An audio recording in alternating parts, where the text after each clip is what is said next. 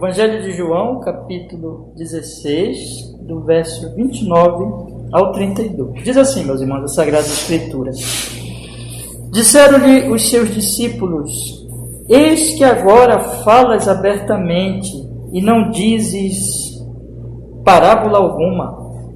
Agora conhecemos que sabes tudo e não precisas de que alguém te interrogue. Por isso cremos que saíste de Deus.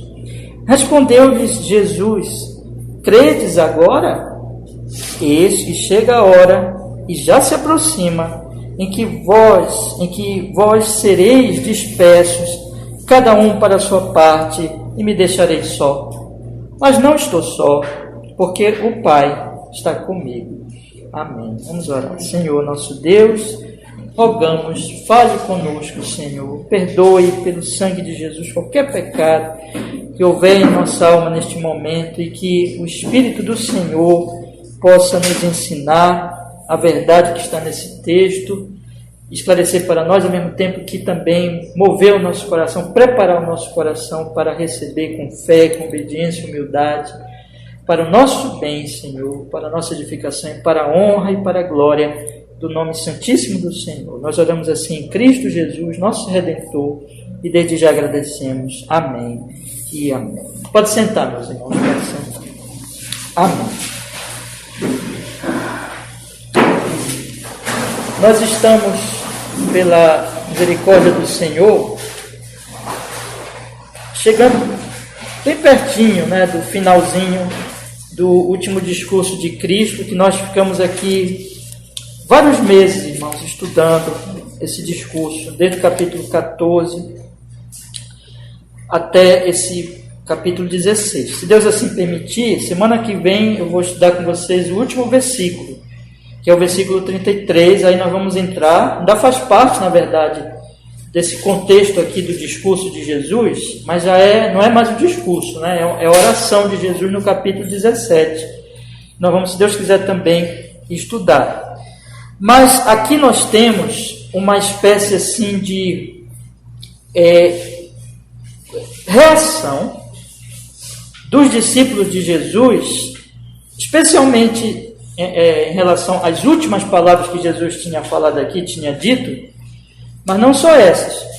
Na verdade, num certo sentido, essas palavras aqui deles, essa reação que eles apresentam aqui, se refere a todo o discurso, Então é bem interessante, é bem importante nós observarmos essa reação, porque essa reação mostra o efeito do discurso na vida dos discípulos, o que aconteceu com eles ali. Então, é um momento de transição. O Senhor Jesus Cristo ele está para ser morto.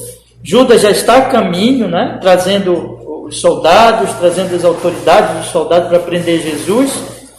Jesus, mais um pouco, vai ser preso, vai ser levado às autoridades, vai ser julgado, vai ser condenado, vai ser morto na cruz do Calvário, vai sofrer muito, e eles nunca mais vão ter a presença de Jesus assim como eles tinham, Então Jesus, como nós temos dito para os irmãos desde o início da nossa exposição, Jesus está preparando os discípulos para essas coisas, e ele, quando prepara, ele lida com os discípulos dentro do estágio que eles estão, Então é muito interessante, e eu não preparei isso, mas eu fico muito feliz quando a providência de Deus prepara, o Senhor prepara.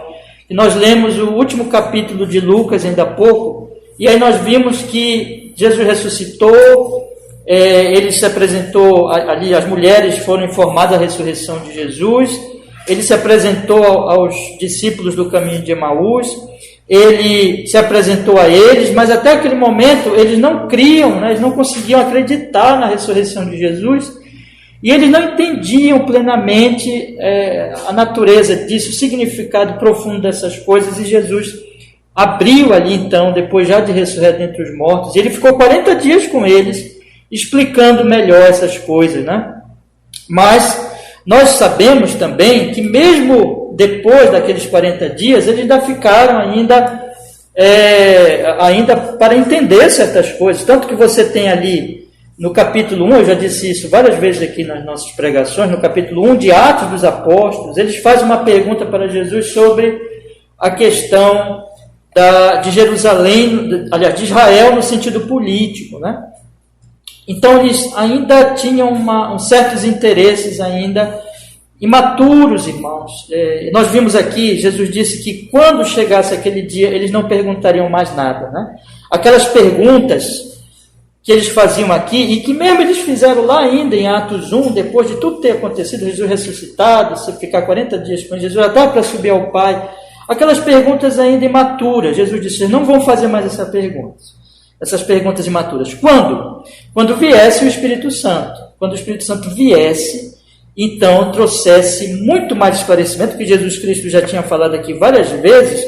Por exemplo, no versículo 13, né? Convido vocês a lerem agora comigo, quando ele diz assim, mas quando vier aquele, o Espírito de verdade, ele vos guiará em toda a verdade, porque não falará de si mesmo, mas dirá tudo o que tiver ouvido e vos anunciará o que há de vir. Quando ele fala isso, é porque ele tinha acabado de dizer o que está no versículo 12, ainda tenho muito que vos dizer, mas vós não podeis suportar, né? Mas o Espírito Santo, quando vier, ele vai esclarecer. Então, muita coisa só ficou clara mesmo na vinda do Espírito Santo. Então eles ainda tinham muita imaturidade e eles iam deixar de ter essa imaturidade, essa compreensão imatura e de fazer essas perguntas imaturas quando viesse o Espírito Santo, que iria esclarecer, queria dar um conhecimento muito mais pleno a eles. Então aqui é uma fase, irmãos, eu quero enfatizar muito isso, é uma fase de transição entre essa imaturidade, né, que é transição tanto na obra de Jesus, que Jesus está para ser tirado deles, morrer, ser sepultado, ressuscitar e depois subir ao Pai, é uma fase de transição, quer dizer, Jesus vai sair dessa terra, desse estágio de humilhação, porque ele se humilhou, se revestiu de humanidade e morre na cruz, ele vai sair disso, ele vai ser exaltado, subir ao Pai, então é uma transição. Mas é uma transição também, exatamente por causa dessa obra que vai acontecer, que Jesus vai realizar, que Deus Pai vai realizar nele, é uma transição também na compreensão que os discípulos têm sobre o próprio Jesus. Eles vão compreender muito melhor, eles vão entender muito melhor. Mas aqui, irmãos, eles ainda estão um tanto quanto assim maturos e eles precisam ainda entrar nessa nova fase, que vai acontecer só depois, com a vinda do Espírito Santo. Mas aqui é bem interessante que esse discurso, ele cumpre o papel para essa fase, né? Para essa fase ainda de maturidade. Cumpre o papel, tanto cumpre o papel que eles dizem que entendem melhor agora. Eles dizem que compreendem melhor agora, né? Eles dizem, aqui no versículo 29, eis que agora falas abertamente e não dizes parábola alguma. E agora conhecemos que sabes tudo e não precisa de que alguém te interrogue, por isso cremos que saíste de Deus. Então eles confessam a fé deles, a compreensão melhor que eles têm agora de Jesus. Porém, isso é verdade, porém, o que nós observamos aqui é que Jesus, em seguida, ele diz assim, credes agora? Jesus faz uma pergunta, que é uma pergunta que, na verdade, que apresenta um alerta, e podemos dizer isso pelo que Jesus vai dizer em seguida. Credes agora? E Jesus diz, eis que é chegada a hora, e já se aproxima em que vós sereis dispersos, cada um para a sua parte, e me deixareis só. Ou seja, eles estão dizendo que compreendem melhor quem é Jesus, que creem nele. Aí, mas Jesus diz assim, mas tem uma coisa que eu preciso dizer para vocês. Vocês vão me abandonar daqui a pouquinho. É chegada a hora, na verdade, eis que chega a hora e já se aproxima, porque Judas já está vindo, né? Com os soldados para prender Jesus. É chegada a hora que vocês vão ser dispersos, que vocês vão me abandonar, que vocês vão me deixar sozinho. Então, o que nós temos aqui, irmãos? Nós temos aqui o final do discurso, e eles entendendo melhor quem é Jesus, tendo uma compreensão melhor, e eles confessando a fé em Jesus, mas Jesus dizendo que em seguida eles vão abandonar Cristo. Por quê? É verdade que eles estão entendendo melhor, É verdade que eles estão crendo por causa dessa compreensão, a fé deles está melhor, podemos dizer assim, porém eles vão vacilar. Mais um pouquinho eles vão vacilar, mais um pouquinho eles vão abandonar Jesus. E nós lemos hoje, agradeço ao Senhor novamente, a providência do Senhor, que os discípulos no caminho, eles estavam dizendo, estavam tristes, morreu Jesus, acabou, estavam todos tristes e com medo. E aqui, logo nesses momentos mais imediatos, eles vão deixar Jesus. Então, o que nós temos aqui, irmãos? Apesar desse conhecimento esclarecido, apesar dessa fé que se fortalece já um pouco mais, mas vem imediatamente o vacilo, vem o abandono de Jesus. E aí, meus irmãos, nós temos aqui um caso de uma confissão verdadeira de fé. Eles não estão mentindo, e eles não estão falando também de alguma coisa que é falsa, nem eles estão sendo insinceros, nem aquilo do que eles estão falando é falso, é fé mesmo, eles estão falando de fé. Jesus mesmo já tinha dito, aqui no versículo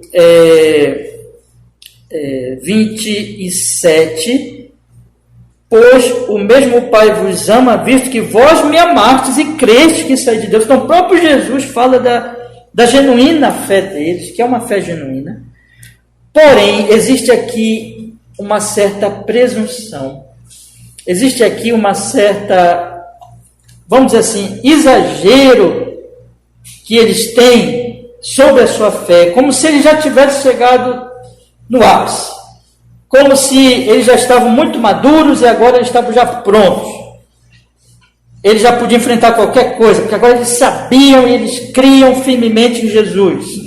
Eles estavam acreditando que tinham chegado nesse estágio, no estágio já de uma fé forte, de uma fé firme, de uma fé inabalável, e que poderiam enfrentar qualquer coisa agora. Mas Jesus diz, vocês estão errados, vocês precisam de mais humildade, vocês estão muito presunçosos, vocês estão muito autoconfiantes. Vocês precisam saber que logo em seguida a fé de vocês vai ser testada, fortemente testada, e que esta fé vai se mostrar uma fé frágil, e vocês vão desanimar e vocês vão vacilar. Então o que Jesus faz aqui é apresentar a verdade de que a fé é genuína, mas ela é frágil, e ela não vai resistir à prova que vem em seguida.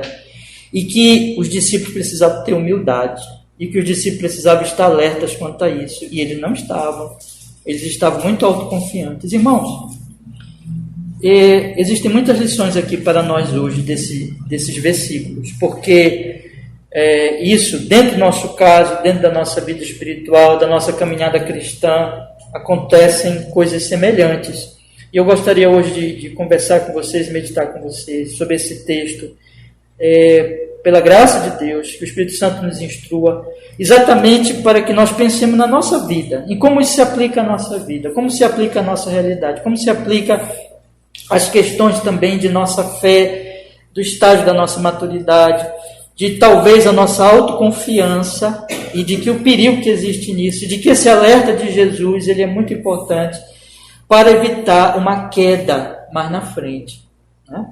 Para evitar um vacilo mais na frente. Nós precisamos olhar esse texto realmente vendo as lições que ele tem para nós nisso. Tá bom? E eu queria olhar exatamente para ele, porque esse é um claro propósito do texto, né?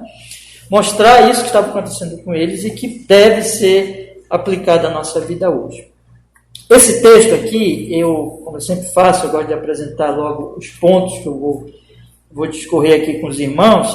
Ele apresenta, na verdade, três partes aqui bem claras, né, que eu gostaria de apresentar aos irmãos agora. Primeiro, nós temos a resposta a resposta dos discípulos às palavras de Jesus, ou podemos também dizer a reação dos discípulos às palavras de Jesus, que estão aqui nos versículos 29 e 30. Então os discípulos eles falam para Jesus, eles reagem diante das palavras deles.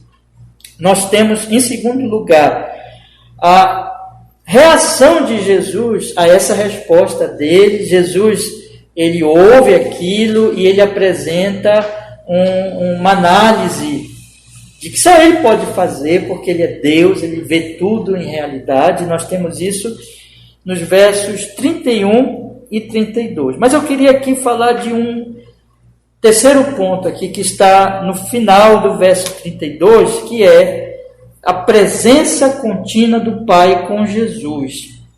Isso tem tudo a ver com a análise que Jesus faz da situação espiritual dos discípulos naquele momento, porque a análise não vai ser, o resultado não vai ser bom, né? Jesus vai dizer, olha, vocês vão me abandonar.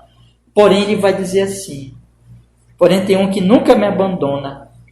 Eu não estou só, porque o Pai está comigo. Então, nós vamos falar um pouco aqui, precisamos tratar desse aspecto, de que a presença contínua do Pai com nosso Senhor Jesus Cristo, isso também se aplica a nós. Então, vamos olhar, irmãos, esses três pontos aqui, a resposta dos discípulos, a reação do Senhor Jesus à resposta deles, e o fato de que o Pai estava continuamente com o Senhor Jesus Cristo. Olha o que os discípulos dizem para Jesus. No versículo 29, eles dizem assim, disseram-lhe os seus discípulos, eis que agora falas abertamente, e não dizes parábola alguma. Agora conhecemos que sabes tudo, e não precisas de que alguém te interrogue, por isso cremos que saíste de Deus. Meus irmãos, os discípulos aqui, eles acabam de ouvir a palavra de Jesus, a partir, especialmente, isso aqui, como eu disse para vocês, é uma reação a todo o discurso, né? Mas é uma reação especialmente às últimas palavras de Jesus, que estão do versículo 25 ao 28, que eu convido vocês a lerem agora comigo, que Jesus disse assim, disse-vos isso por parábolas. Chega, porém, a hora em que não vos falarei mais por parábolas, mas abertamente vos falarei acerca do Pai. Eu vou ficar por aqui agora. Então, veja, Jesus está falando de que vai chegar a hora, vai chegar aquele dia, porque ele diz logo no versículo 26, naquele dia pedireis em meu nome e não vos digo que eu rogarei ao Pai, pois o Pai vos ama. Então, esse dia, nós já explicamos aqui, que é a vinda do Espírito Santo. Falei isso na exposição da semana passada. Na exposição da semana retrasada, na verdade. Né? A vinda do Espírito Santo. Então, quando o Espírito Santo viesse, e através do Espírito Santo, Jesus não falaria mais por parábola, que são aquelas comparações. E Jesus, quando falava das coisas espirituais, até esse momento, ele usava essas comparações. Comparações que esclareciam, mas que deixavam algumas coisas ainda obscurecidas, porque ainda não era a hora. Lembra que Jesus disse, você ainda não pode suportar tudo. No versículo 12 ele tinha dito, ainda tenho muito que vos dizer, mas você não pode suportar ainda. Então Jesus apresentava, como você, quando ensina para uma criança, você ensina no estágio daquela criancinha, né? Você dá um alimento para ela de acordo com a idade dela, você ensina as coisas para ela de acordo com a idade dela, você ensina, mas não pode ensinar tudo ainda, porque ela não tem condições de compreender. Então, os discípulos aqui ainda não podiam compreender toda a verdade, mas já podiam compreender alguma coisa. E Jesus apresentava essas comparações, porque ele ia esclarecendo com elas, mas não apresentava tudo. Mas Jesus diz, vai chegar a hora em que não vai se usar mais essas comparações. Vai chegar a hora em que eu vos falarei, não vos falarei por parábolas, mas abertamente acerca do Pai. Vocês vão poder entender, sem essas comparações, mas claramente. Vocês vão chegar àquele estágio em que vocês vão suportar esse ensino mais claro, sem essas comparações. Quando viesse o Espírito Santo, que é o Espírito da verdade. Os discípulos parecem entender, no versículo 29, que esse tempo como que já chegou para eles. Eles dizem assim no versículo 29, eis que agora falas abertamente, veja que eles usam as mesmas palavras de Jesus, e não dizes parábola alguma. Então dá a impressão aqui, e parece que realmente esse é o caso, que os discípulos, eles percebiam, que eles entendiam que esse tempo já tinha chegado, que agora Jesus lá não falava mais por parábola, mais abertamente. Por que eles entenderam assim? Por que eles pensaram assim? Por causa do que tinha acabado de acontecer, meus irmãos. Vocês lembram que Jesus fala aqui no versículo 16, olhe comigo ali no versículo 16, Jesus diz assim: um pouco e não me vereis mais, outra vez um pouco e ver-me-eis, porquanto vou para o Pai. Então alguns dos seus discípulos disseram uns aos outros: que é isso que nos diz, um pouco e não me vereis, e outra vez um pouco e ver-me-eis, porquanto vou para o Pai? Diziam, pois, que quer dizer isto, um pouco, e não sabemos o que diz. Eles diziam isso uns aos outros, como que falando ali baixinho, comentando uns com os outros. Eles ficaram confusos sobre essa palavra de Jesus, mas não falaram para Jesus diretamente. Ficaram ali falando baixinho ali, uns com os outros. Mas o que o texto diz no versículo 19? Conheceu por Jesus que o queria interrogar e disse-lhes: indagais entre vós acerca disto, que disse, um pouco e não mais me vereis, e outra vez um pouco e ver-me-eis? É isso que vocês estão perguntando? Ora, eles não tinham falado para Jesus, eles estavam comentando baixinho entre eles, humanamente falando, não dá para Jesus saber, porque foi uma coisa ali que eles falaram entre eles mesmos ali, mas Jesus já sabia. A palavra não chegou ainda nem na minha boca e tu já sabes de tudo o que eu vou falar. Antes que chegue a palavra na minha boca, antes que eu pense qualquer coisa, Deus já conhece o que eu vou pensar, o que eu vou falar, porque Ele conhece todas as coisas. Ele sabe de todas as coisas. E aqui nós temos exatamente esse tipo de coisa, meus irmãos.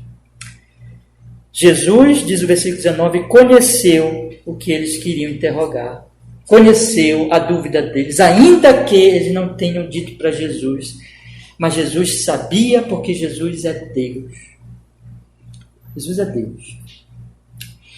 Isso é o que eles confessam no versículo 30. Agora conhecemos que sabes tudo. E não precisa de que alguém te interrogue. Não precisa que alguém nem te faça a pergunta. Olha, o melhor professor do mundo, ele não tem como ajudar o aluno, a não ser que o aluno interrogue-o. A não ser que o aluno apresente a dúvida para ele, expresse isso, verbalize isso, diga isso para ele. Mas Jesus não precisa. Jesus é Deus. Jesus, Ele sabe o que eu tenho no meu coração. Ele me conhece profundamente. E ali foi um momento em que os discípulos tiveram uma experiência dessa onisciência do Filho de Deus. Dessa realidade que o Filho de Deus é Deus. E vem de Deus, é Deus vindo de Deus, é o Deus Filho vindo de Deus Pai, o único Deus, 3 pessoas, a Trindade Santíssima, e Ele, o Pai tem todos os atributos da divindade, o Filho tem os atributos desse único Deus, vou colocar assim, o Pai tem os atributos desse único Deus, o Filho tem os atributos desse único Deus, o Espírito tem os atributos desse único Deus, o único Deus, 3 pessoas. E eles agora percebem que Jesus, eles têm uma experiência ali, de que Jesus sabia tudo, sabia até as perguntas deles. E eles dizem então, conhecemos que sabes tudo e não precisas de que alguém te interrogue, por isso cremos que saíste de Deus. Saíste de Deus, porque és Deus. Vocês lembram que eu fiz aqui a exposição da semana passada, no versículo 28, nós ficamos só nesse versículo 28 semana passada, que Jesus diz aqui, saí do Pai e vim ao mundo. Outra vez deixo o mundo e vou para o Pai. E aqui eu expliquei os vários aspectos aqui dessas verdades, e que uma delas que eu apontei para os irmãos é essa, de que quando ele sai do Pai, significa que é o Filho vindo do Pai, que ele é Deus, que se revestiu de humanidade, que se tornou como um de nós, mas que ele não é um homem simplesmente, ele é o Deus homem. É como João disse lá no início do seu evangelho, e o Verbo se fez carne, e vimos a sua glória como unigênito de Deus Pai. E é nele que conhecemos o Pai. Então o que nós temos aqui, meus irmãos, é que o Senhor Jesus Cristo, ele se evidencia ali, por isso que ele fez, em conhecer e em dizer e responder sem ter sido perguntado, de que ele é onisciente. E os discípulos constatam isso. E é por isso que os discípulos, eles entendem que aquilo que Jesus tinha falado, que ele ia falar sem parábolas, sem comparações, abertamente a respeito do Pai, já tinha chegado. Eles dizem assim: eis que agora falas abertamente e não dizes parábola alguma. Você lembra que ele disse assim: eu vou falar abertamente sobre o Pai. E não vou falar parábola alguma. Falas mesmo, Jesus? É verdade, nós estamos agora observando que isso é verdade. Não diz parábola alguma, agora conhecemos que sabes tudo e não precisa de que alguém te interrogue, por isso cremos que saíste de Deus. É por isso que eles entendem assim, meus irmãos. Mas a verdade é que esse tempo ainda não tinha chegado. A verdade é que esse tempo dessa revelação plena, de que Jesus disse aqui, só viria, como nós vimos nas últimas exposições, quando o Espírito Santo viesse. Porém, há uma verdade aqui, nisso que os discípulos estão dizendo, eles não estão de todo errado, porque o que acontece nesse discurso? Eu quero que os irmãos vejam agora o discurso inteiro, e vocês observem que esse discurso, Jesus, ele, já falei isso várias vezes, né? Ele está no momento de transição e preparando os discípulos para o que viria em seguida, nessa mudança extraordinária que iria acontecer na relação deles com ele mesmo, que ele não ia estar mais fisicamente. Então, o que Jesus faz? Jesus apresenta esse discurso para prepará-los. Eu queria que nós voltássemos um pouquinho para o capítulo 12. Lá para o capítulo 12, para o versículo 42, que é uma outra transição também na história que João nos conta aqui no seu Evangelho. Lá no capítulo 12, no versículo 42, o Senhor, o João diz assim: apesar de tudo, até muitos dos principais creram nele, mas não o confessavam por causa dos fariseus, para não serem expulsos da sinagoga, porque amavam mais a glória dos homens do que a glória de Deus. E Jesus clamou e disse: quem crê em mim, crê não em mim, mas naquele que me enviou. E quem me vê a mim, vê aquele que me enviou. Eu sou a luz que vem ao mundo, para que todo aquele que crê em mim não permaneça nas trevas. E se alguém ouvir as minhas palavras e não crê, eu não julgo, porque eu vim não para julgar o mundo, mas para salvar o mundo. Quem me rejeitar a mim e não receber as minhas palavras, já tem quem a julgue. A palavra que tenho pregado é salvar de julgar no último dia, porque eu não tenho falado de mim mesmo, mas o Pai que me enviou, ele me deu o mandamento sobre o que hei de dizer e sobre o que hei de falar. E eu sei que o mandamento é a vida eterna, que o seu mandamento é a vida eterna, portanto, o que eu falo como o Pai me tem dito. Isso aqui ele falou para quem? Publicamente, ele falou para o povo. Aqui Jesus está encerrando o seu ministério público. A partir daqui, nós entramos no capítulo 13, em que ele fala no primeiro versículo agora, João nos relata, ele diz assim: ora, antes da festa da Páscoa, sabendo Jesus que já era chegada a sua hora de passar deste mundo para o Pai, como havia amado os seus que estavam no mundo, amou-os até o fim. E acabando a ceia, tendo já o diabo posto no coração de Judas Iscariote, filho de Simão, que o traísse, Jesus, sabendo que o Pai tinha depositado nas suas mãos todas as coisas, e que havia saído de Deus e ia para Deus, você percebe a transição aqui? Ele está partindo já. Ele sabia de tudo isso. Levantou-se da ceia, tirou as vestes, tomou a sua toalha, cingiu-se, e aí ele lava os pés dos discípulos, né?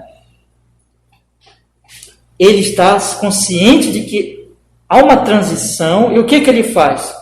Ele ama... Versículo 1, ele ama os discípulos, ele que havia amado os seus, que estavam no mundo, quem eram?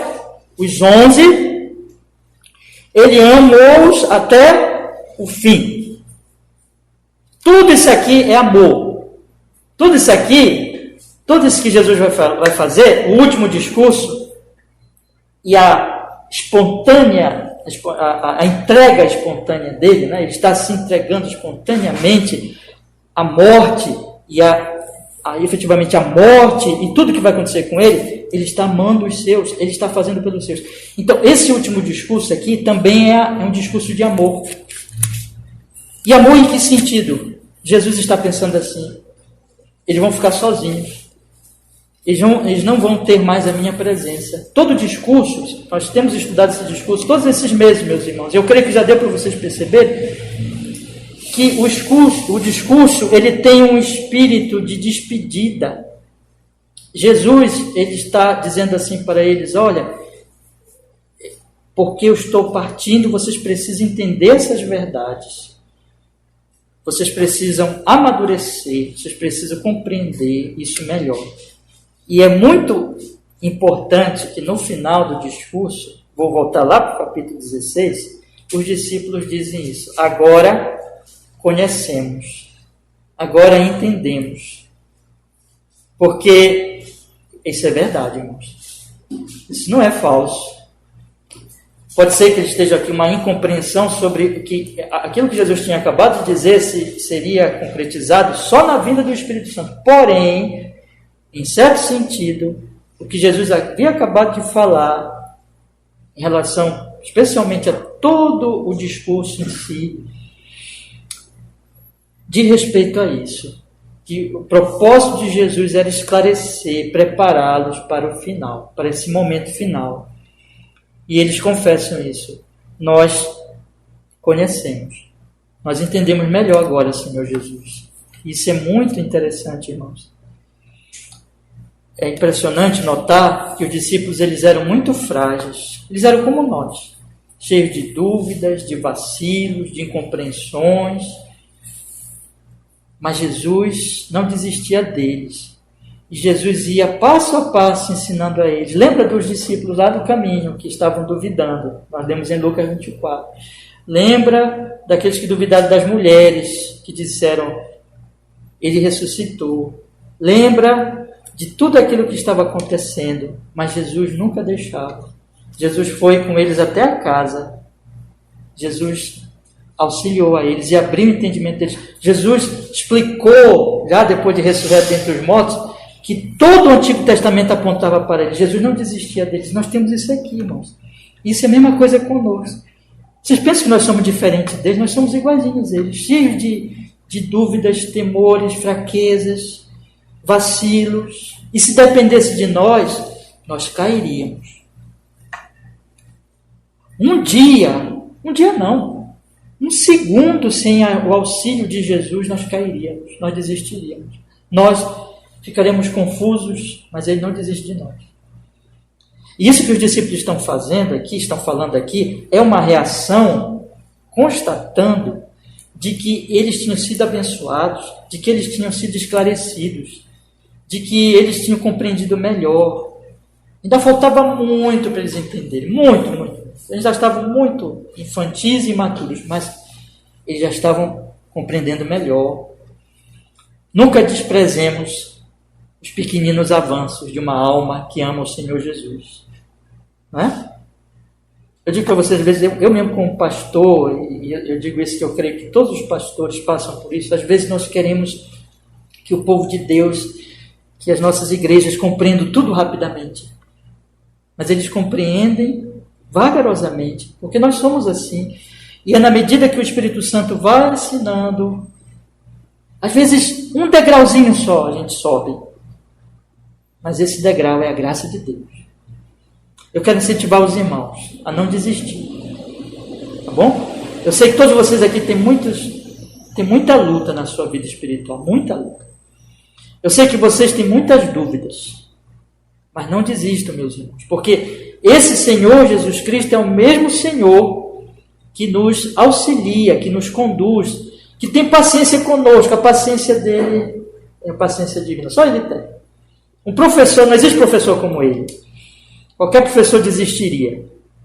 Mas ele não desiste de nós. Porque a salvação é pela graça. Do início ao fim. Então, quando nós olhamos para essas pessoas aqui, nós devemos nos ver. Nós devemos perceber que nós estamos nisso, irmãos. E que o nosso Senhor, Ele está trabalhando conosco. Não despreze nos outros e nem você mesmo os pequeninos degraus que você subiu. Vá adiante. Né? E aqui o Senhor não despreza, irmãos. O Senhor não despreza. O Senhor tinha dito para eles, eu quero dizer isso muito para vocês, que o Senhor tinha dito para eles no versículo... É maravilhoso Jesus dizer isso para eles, com todos os vacilos que eles têm aqui, nesse discurso mesmo. Vocês lembram que Filipe faz uma pergunta tola, Tomé faz uma pergunta tola, eles ficam em dúvida, mas olha o que Jesus diz no versículo 27, bora ler de novo, 16 e 27. Pois o mesmo Pai vos ama, visto como vós me amastes e crestes que saí de Deus. Olha o que ele diz lá no capítulo 17 agora, no versículo 6. Acompanhe comigo, por favor. Capítulo 17, versículo 6. Capítulo seguinte. No versículo 6 ele diz assim: manifestei o teu nome aos homens que do mundo me deste. Eram teus e tu os destes e guardaram a tua palavra. Agora já tenho conhecido que tudo quanto me deste provém de ti. Que maravilha isso, né? O próprio Jesus diz: vocês já me amam, vocês já creram que eu vim do Pai. Um Tomé. Vocês conhecem a história de Tomé, né? Se eu não vi as marcas dele, não acreditaria. Isso aqui era para um Tomé. Tomé tinha uma fé ainda fraca e queria vacilar mais adiante, mas Jesus diz: mas vocês são meus, vocês são do Pai, e vocês já têm a obra da graça na vida de vocês. Isso é muito consolador, meus irmãos. Mas vejam, o Senhor Jesus Cristo, então, ele mostra aqui a sua, e esse é o ponto que eu quero destacar ainda neste momento, para eles, a onisciência dele. E isso faz os discípulos compreenderem melhor quem é Jesus e terem a sua fé mais fortalecida nesse momento, ainda que eles tinham muita tolice, como eu acabei de dizer para os irmãos. Esse aspecto da onisciência de Nosso Senhor, ele é bem destacado no Evangelho de João. Eu quero ler aqui 2 trechos para vocês do Evangelho. Lá no capítulo 1, vamos voltar nossa Bíblia então aí, por favor, meus irmãos. Lá para o capítulo 1, para o versículo 44, Jesus encontra com um dos seus discípulos aqui, Jesus fala com ele, é Natanael. No versículo 44 diz assim, capítulo 1, verso 44. Filipe achou Natanael e disse-lhe: havemos achado aquele... Filipe 44, eu pulei aqui. E Filipe era de Betsaida, cidade de André e de Pedro. Agora 45. Filipe achou Natanael e disse-lhe: havemos achado aquele de quem Moisés escreveu na lei e os profetas, Jesus de Nazaré, filho de José. Disse-lhe Natanael: pode vir alguma coisa boa de Nazaré? Disse-lhe Filipe: vem ver. Jesus viu Natanael vir ter com ele e disse-lhe: eis aqui um verdadeiro israelita em que não há dolo. O Natanael nem sabia que era Jesus. De repente Jesus olha para Natanael e diz assim: eis aqui um israelita em que não há dolo, não há falsidade, não há fraude. Jesus olha para aquele homem e faz uma análise minuciosa do coração dele, do caráter dele, do interior dele. Diz assim: esse homem não é falso.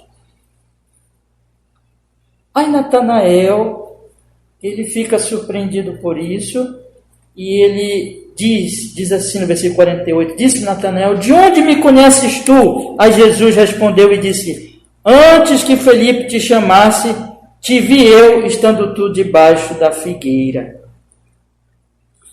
Um momento a sós, Natanael estava debaixo de uma figueira, provavelmente, meus irmãos, orando. Natanael era um homem que não tinha dolo, era um homem que, Jesus diz aqui no versículo 47, um verdadeiro israelita. Sabe o que é um verdadeiro israelita? Um crente, um buscador do Senhor, um que ouvia a palavra de Deus com o coração, de um verdadeiro israelita. Tinha um verdadeiro israelita no sentido espiritual. Esse é um verdadeiro israelita, em que não há dolo. Esse homem, provavelmente esse é o caso aqui, ele estava debaixo de uma figueira orando, sozinho, só ele e Deus. Só Deus sabia disso aqui. Aí Jesus fala com ele, eis um israelita verdadeiro em que não há dolo. Aí ele diz, de onde me conheces? E ele diz, antes que Filipe te chamasse, te vi estando tu debaixo da figueira. Natanael, eu te vi sozinho. Eu te vi orando. Eu te vi orando. Natanael respondeu e disse, Rabi, tu és o Filho de Deus, tu és o Rei de Israel. Ele percebeu ali que ele não estava diante de um mero homem, mas diante daquele Messias prometido desde o Antigo Testamento, o Rei de Israel, o Filho de Deus. Porque aquele homem descortinava Natanael, aquele homem olhava Natanael profundamente. Aquele homem não era um homem qualquer. Aquele homem era o Messias. Aquele homem era o próprio Deus, o Filho de Deus. No capítulo 2, no versículo 23, mais adiante um pouquinho, irmão, por favor, leia comigo. Diz assim a palavra do Senhor. Estando em Jerusalém pela Páscoa, durante a festa, muitos, vendo os sinais que fazia, creram em seu nome. Creram. Era uma fé temporária, era uma fé que não era fé verdadeira. Eles creram temporariamente ali em Jesus. Mas olha o que diz o texto. Mas Jesus não confiava neles, porque a todos conhecia. Todos conheciam. Não era conhecia um ou outro, não. Conhecia todos. E diz o versículo 25. E não necessitava de que alguém testificasse do homem, porque ele bem sabia o que havia no homem.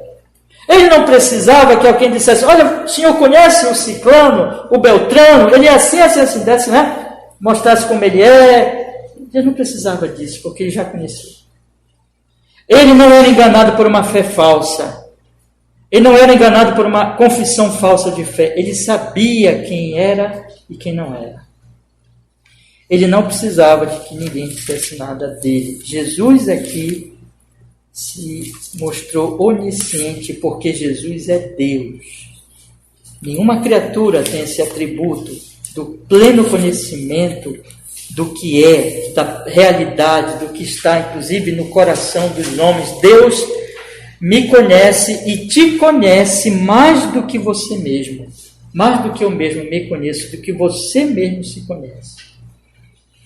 Esse Deus é esse Filho de Deus que os discípulos dizem agora, voltando lá, irmãos, para o capítulo 16, versículo 30, agora conhecemos que sabes tudo e não precisa de que alguém te interrogue. Nós sabemos, Senhor. Nós temos visto isso aqui, agora. Na verdade, já tinha essas experiências, né? Com Natanael, e ele já tinha, com certeza, observado em outros momentos, mas aqui ficou muito claro e muito forte isso para eles. Este é o Filho de Deus, esse é o enviado de Deus, e assim, tendo esse conhecimento e essa realidade observem, meus irmãos, a onisciência de Cristo, diante deles ali, uma prova de que Jesus é Deus, Filho de Deus, o próprio Deus. Eles então dizem, eles confessam, a confissão, né? Por isso cremos que saíste de Deus. Se com a tua boca confessares a Jesus como Senhor, em teu coração creres, serás, que, irmãos? Salvo. A boca confessa, né? O que está no coração. Claro que existe a falsa confissão, mas aqui o que a Bíblia mostra é que quando a fé é verdadeira, a fé é genuína, existe confissão. E esses homens não estão aqui mentindo. Esses homens estão diante daquele que eles sabem, que conhece profundamente o coração deles. Eles não estão mentindo para eles. Eles estão sendo sinceros. Eles estão dizendo, nós cremos que o Senhor saiu de Deus. E o próprio Jesus tinha dito que eles eram crentes mesmo, irmãos, Versículo 27, já li tantas vezes nessa exposição: o Pai vos ama, visto como vós me amastes e crestes que saí de Deus. A fé deles era uma fé genuína, era uma fé verdadeira. Nós cremos que saíste de Deus. Irmãos, não há falsidade aqui, não há mentira aqui. Eles eram mesmo crentes. Porém, o que Jesus faz aqui agora? Jesus apresenta um problema que eles não estavam enxergando. A resposta de Jesus, que nós temos no versículo 31 e 32, Jesus faz uma análise, como eu disse na introdução, dessa confissão deles e do coração deles, porque Jesus sabe o que está dentro deles. Jesus não nega a fé deles. Jesus já tinha dito, estou repetindo isso aqui para vocês perceberem, que não há uma negação de Jesus da fé. Jesus já tinha dito no versículo 28 que eles eram crentes mesmo.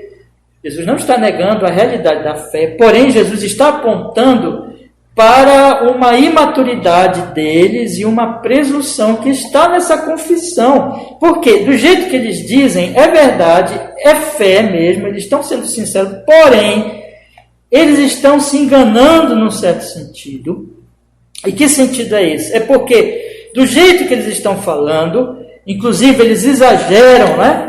Na questão de que, olha, agora nós já entendemos mesmo, agora nós já sabemos, agora, sabe, agora ficou tudo claro, agora não precisamos mais. Não precisamos de mais nada, já entendemos, né?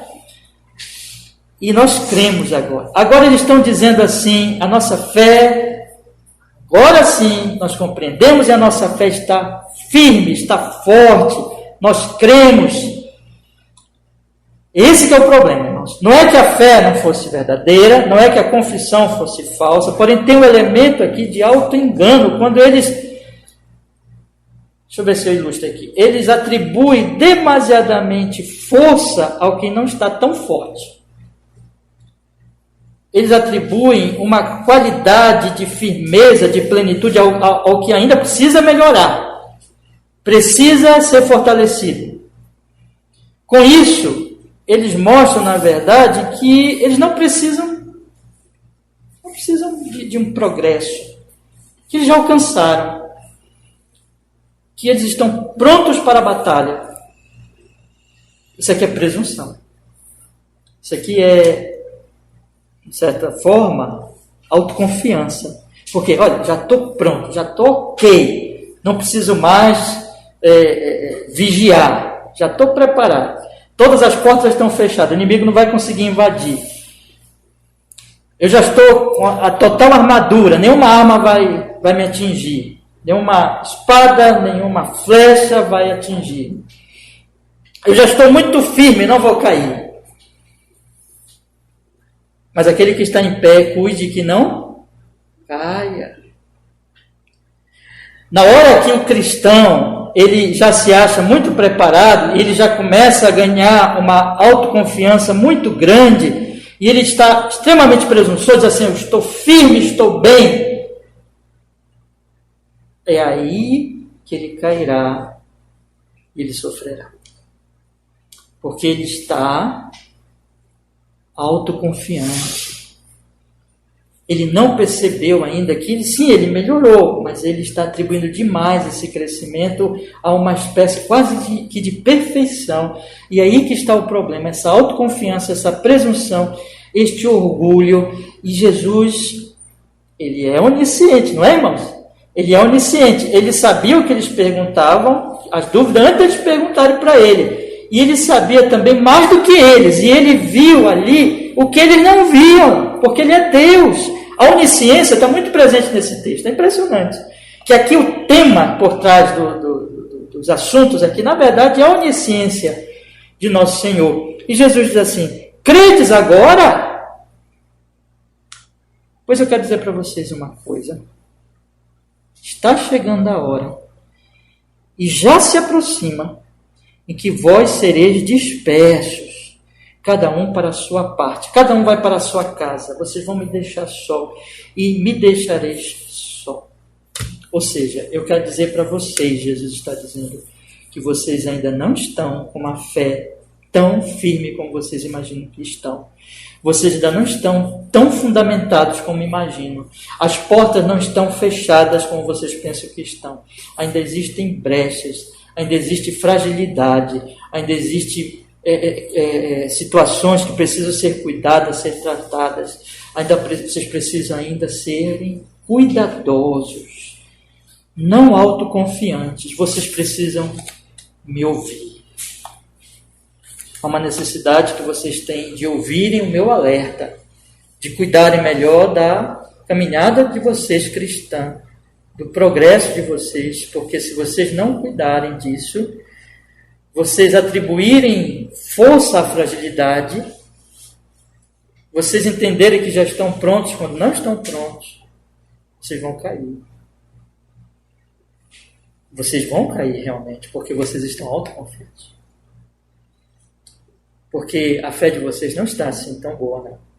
É uma fé frágil. Vocês vão vacilar.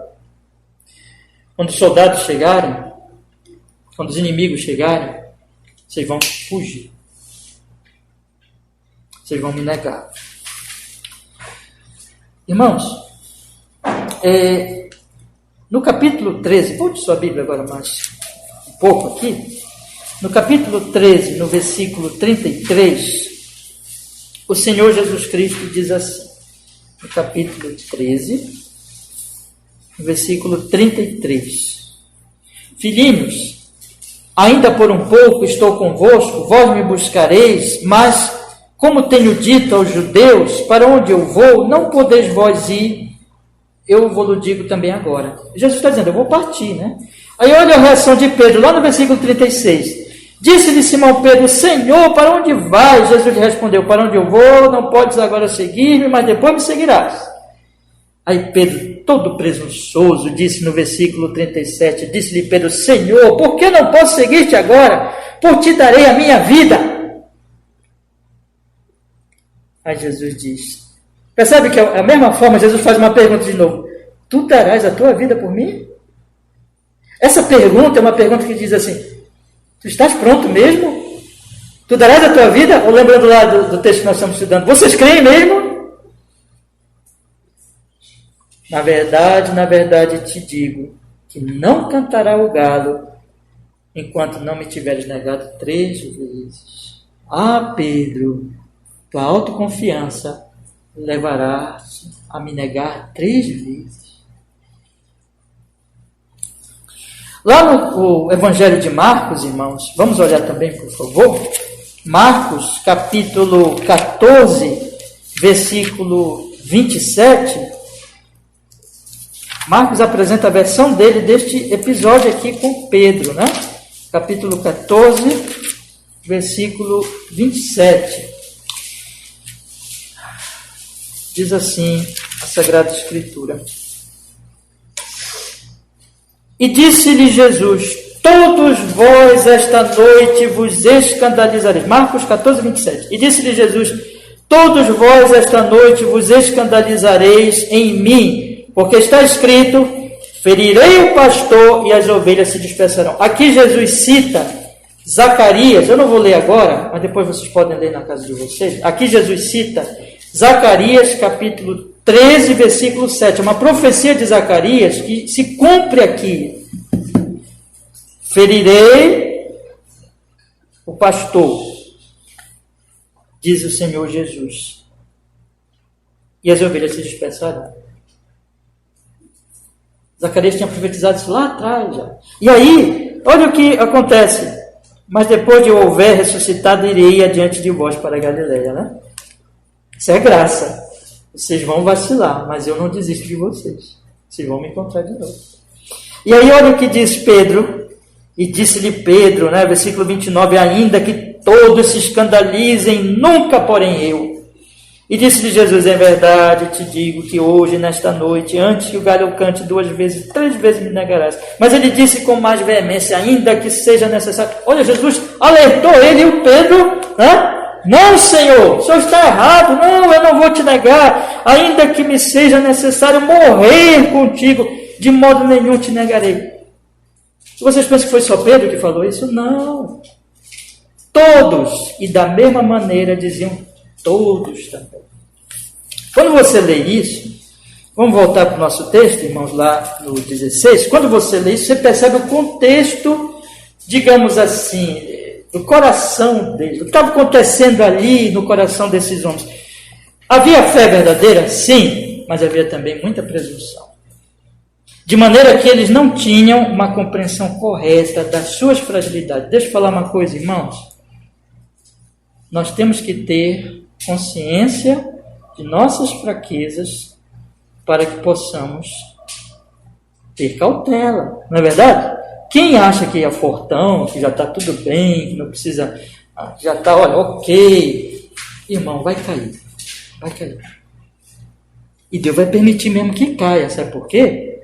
Porque essas situações de crise é para ensinar o cristão que ele precisa, ele necessita de humildade, ele necessita de olhar sempre para a cruz e de vigiar e orar e de ser cauteloso. Então, quando nós voltamos aqui para João, quando Jesus diz assim, vocês creem agora? Vocês estão esquecendo de uma coisa. É verdade que há fé em vocês, mas vocês vão vacilar. Não sejam presunçosos. Tomem cuidado. Ouçam-me. Infelizmente, eles não ouviram, irmãos. Eles não ouviram. Eles não acreditaram nesse alerta de Jesus. E eles, então, sofreram por causa disso. Eu vou dizer uma coisa para vocês, porém. Jesus diz, vou ler todo o 32, né? Eis que chega a hora e já se aproxima em que vós sereis dispersos, cada um para a sua parte, e me deixareis só. Mas não estou só, porque o Pai está comigo. Há um contraste maravilhoso aqui, em que todos deixam Jesus, mas o Pai não deixa Jesus. O Senhor Jesus Cristo tinha dito, não é? Você não precisa abrir, não. Se quiser abrir, mas eu vou ler aqui rapidamente. No capítulo 8, no versículo 29, Jesus diz assim, olha. E aquele que me enviou está comigo.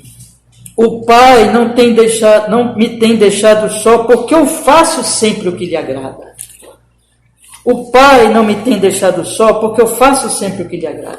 Qual era o consolo de Jesus? O que consolava o Senhor Jesus Cristo o tempo todo na caminhada? Quando ele era perseguido, quando ele era maltratado, e aqui ele é abandonado pelos seus melhores amigos. Você já pensou o que é isso, irmão?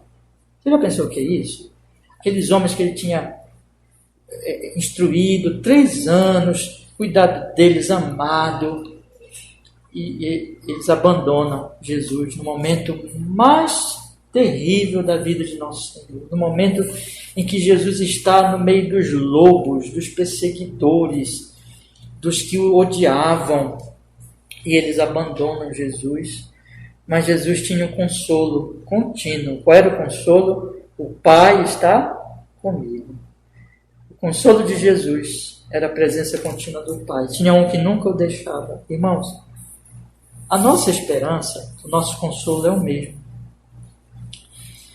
Eu não posso me consolar em mim mesmo. Em mim só tem fraqueza. E fraqueza. Eu sou igualzinho esses homens aqui. Você também. Eu não posso me consolar nos meus amigos. Os meus amigos podem me abandonar. Pior. Eu posso ter um Judas do meu lado, né? Eu não posso me firmar e confiar nos homens. Mas eu sei que o Pai está comigo.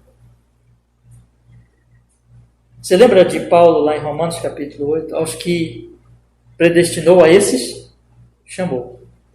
E aos que chamou a esses, justificou. E aos que justificou a estes, glorificou. Aí o que Paulo diz mais adiante? Se Deus é por nós, quem será? Não importa. Não importa que eu seja fraco. Não importa que meus inimigos me traiam e me abandonem. Não importa. Vamos olhar para o exemplo de Jesus que disse, olha, eu tenho um consolo. E o consolo é que o Pai está comigo. Olhe para o Pai. sempre. De tudo isso que acontece, quando eu leio um texto desse, eu acho que os irmãos percebem isso também. Nós vemos tanta fragilidade, tanta fraqueza nesses homens, que nós só podemos chegar a uma constatação. Não foi por causa de Pedro, não foi por causa de Tomé, não foi por causa de Natanael, não foi por causa de Filipe, foi porque o Pai enviou Jesus para salvá-los. E eles seriam salvos, com certeza, apesar do que eles eram, porque tudo é vontade do Pai. O Pai os predestinou para salvá-los, para que eles fossem salvos no Filho dele, que ele enviou. Eles eram os seus. Nós vamos estudar, se Deus quiser, João 17, que Jesus vai falar muito. Os que me deste, os que me deste, os que me deste. Meus irmãos, não depende de nós. Depende do Pai. Esse texto, então, ele nos apresenta a revelação de Jesus, a compreensão dessa revelação por parte dos discípulos e o fortalecimento da fé deles, consequentemente. A confissão dessa fé, porém acompanhada de uma presunção, porque é próprio dos homens serem presunçosos e orgulhosos. E aí Jesus os alerta. Jesus não diz que eles não criam, Jesus já tinha dito que eles criam, mas Jesus os alerta e diz: cuidado, porque em breve vocês vão cair por causa dessa presunção. Porém o Pai está comigo. Porém, apesar dos homens, Deus é Deus. O Senhor é Deus. Os seus planos não serão frustrados. Amém. Eu queria, meus irmãos, lhes deixar 3 breves conselhos, que na verdade brotam do texto aqui de forma muito, muito natural. O primeiro conselho que eu quero lhes dar, que vocês guardassem dessa mensagem, é essa: nos aproximemos do Senhor para conhecê-lo mais e termos a nossa fé fortalecida. Não pense, se um dia você chegar um pensamento na sua mente: olha, você é muito fraco, você tem vacilado demais, desista. Não pense isso, meu irmão. Se Deus salva um Pedro, se Deus salva um Tomé, Deus pode nos salvar. Não desista nunca de buscar o Senhor. Vá a Ele. Faça o que esses homens faziam. Eles eram fracos, eles eram muito frágeis, mas eles estavam sempre perto de quem? Perto de Jesus. Perto de Jesus.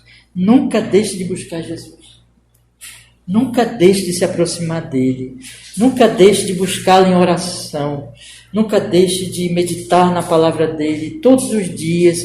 Ah, pastor, eu não consigo. Ah, pastor, eu não consigo orar. Vá, mesmo que você não consiga dizer uma palavra, vá a ele e diga: Senhor, me ajude. Eu não consigo nem orar, Senhor. Fale isso para ele. Eu não consigo ler a Bíblia. Leia até conseguir.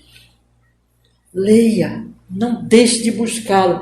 A nossa esperança está em nós nos expormos a Ele. Nunca abandone isso. Nunca deixe de fazer isso, meu irmão querido. Minha irmã querida. Busque ao Senhor, porque é na medida que nós nos aproximamos, nós vamos conhecê-lo e nós vamos ser fortalecidos. Para isso existem os meios de graça, para que nós busquemos esses meios. Oração, meditação, leitura da palavra, o dia do Senhor, escola dominical, culto à noite, comunhão dos irmãos, oração de terça-feira, culto de oração de terça-feira. Vamos usar todos os meios que Ele está nos dando. Livros, né? Para buscá-lo, para buscar nosso fortalecimento. Caminhe. Você subiu um degrau? Amém. Não pense que isso é pouca coisa. Vá adiante. Um segundo conselho que eu quero lhe dar, meu irmão, porém, isso aqui é um outro lado, né? Um lado é não desanime nem desista, mas busque, continue buscando o Senhor. O outro lado é: não seja presunçoso. Não seja presunçoso. Não confie em si mesmo. Não pense que o seu progresso já é perfeito. O seu progresso já é perfeição. Uma coisa é progresso, outra coisa é perfeição. Perfeição só no céu, meus irmãos. Perfeição só na glória. Aqui é progresso, aqui é degrau em degrau, aqui é caminhada. Aqui é uma batalha diária. Nunca se ache pronto para enfrentar qualquer coisa. Esteja sempre pronto, sim, para vigiar e olhar para a cruz e esperar na força do Senhor e continuar crescendo, mas não ser presunçoso e autoconfiante. Lembre de Pedro, lembre desses homens aqui, que eles tiveram que aprender da maneira mais dolorosa que existe, que é exatamente quando se cai. Deixa eu lhe falar uma coisa, se você é um eleito de Deus, se você está seguindo o caminho do Senhor e você se exaltar demais, Deus vai te jogar no chão. Deus vai te jogar no chão para você aprender que tudo depende da graça. Como Deus fez com Pedro, como Deus fez com Davi, como Deus fez com esses homens, santos homens, mas que em dado momento se sentiram muito bons. Portanto, seja humilde. Portanto, se fortaleça nele. Aprenda, inclusive com as suas quedas. Você já caiu, você já vacilou. Aprenda que esses vacilos foram frutos da sua autoconfiança. E aprenda com isso. Aprenda com as suas presunções passadas e evite a presunção presente. Mas, lembrando do primeiro conselho, nunca desanima. Vai em frente, meu irmão. Olhando para a cruz, olhando para Cristo. E um último conselho que eu quero lhe dar é: se Jesus foi consolado pela presença do Pai, quando todo mundo abandonou a Ele, o mesmo consolo é o nosso. Tenha consolo nesta caminhada no fato de que o Pai também está com você. Você lembra que Jesus disse, né? Ele disse assim, versículo 26, naquele dia pedireis em meu nome, e não vos digo que rogarei por vós ao Pai. Por quê? Pois o mesmo Pai vos ama. Olha só o que Jesus diz, o Pai vos ama, visto como vós me amastes e creste que saí de Deus. O Pai nos ama. Esse é o consolo. Pastor, fulano me persegue ou me abandona, eu estou passando isso na minha vida. Mas se console no fato, o Pai te ama. Você tem consolo de Cristo, o mesmo consolo de Cristo, quando Ele foi deixado por todos, era: cada um vai para a sua parte. Vocês vão me deixar só, mas eu não estou só, porque o Pai está comigo. Você não está só, porque aquele que te predestinou, te elegeu, te chamou pelo Espírito Santo, te deu fé em Jesus, está te santificando e nunca te abandonará. Que esse seja o nosso consolo. Amém, meus irmãos. Vamos orar, vamos pedir que o Senhor nos fortaleça cada dia mais.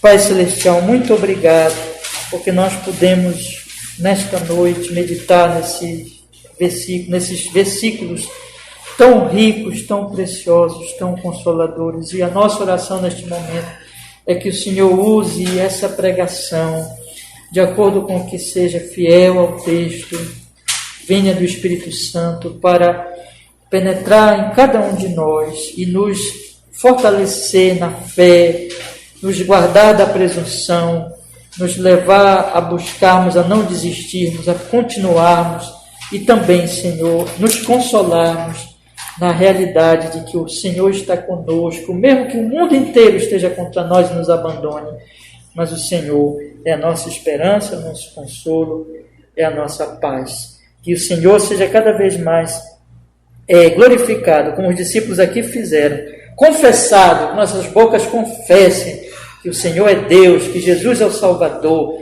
e nós te amemos e cresçamos e vivamos cada vez mais para a honra e para a glória do seu santo nome, para que muitos outros também creiam em Jesus. Nós oramos assim e nós agradecemos ao Deus Todo-Poderoso. Em Cristo, amém.